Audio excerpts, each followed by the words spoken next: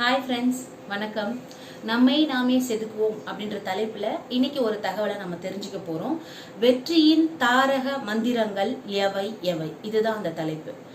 அதாவது நம்ம தூக்கத்துல இருக்கும் பொழுது கூட விழிப்போட இருக்கணும். எப்படி முடியும்? தூக்கத்துல இருக்கும்போது நல்லா தூங்கதான் முடியும், விழிப்போட இருக்க முடியுமா?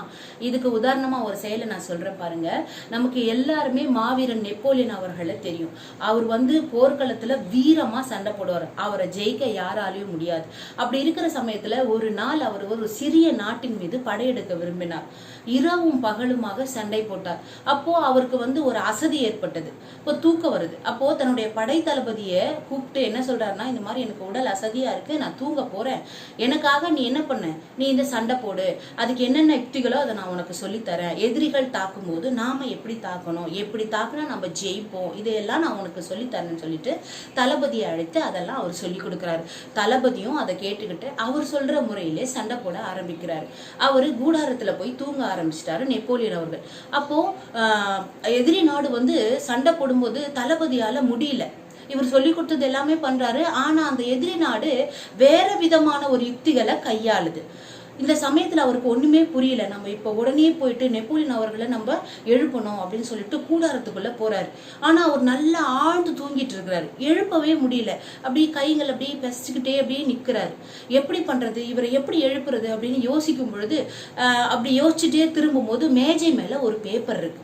அந்த பேப்பர்ல ஒரு சில ஹிண்ட்ஸ் எழுதியிருக்கிறாரு.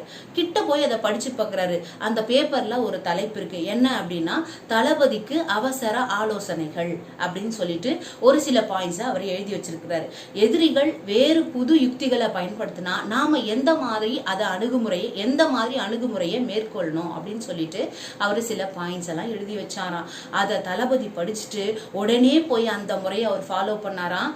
அந்த போர்ல அவர் வெற்றியும் பெற்றார். இதுல இருந்து நம்ம என்ன தெரிஞ்சுக்கலாம் அப்படின்னா, நெப்போலியன் அவர்கள் தூங்கும் பொழுது கூட என்ன பண்ணிருக்காரு, தளபதிக்கு ஏதாவது அவசர ஆலோசனை தேவைப்படும் சொல்லிட்டு சில ஹிண்ட்ஸை எழுதி வச்சுட்டாரு. அது போலதாங்க வாழ்க்கையில நாம ஒரு செயலை செய்யும் பொழுது திடமான ஒரு முயற்சியோட நம்பிக்கையோட கண்டிப்பா செய்யணும். எல்லாத்தையும் யோசிச்சு பண்ணணும். அப்படி யோசிச்சு பண்ணணும்னா கண்டிப்பா நம்முடைய வாழ்க்கையில வெற்றி அடைய முடியும். இதுதான் வெற்றியின் தாரக மந்திரம்.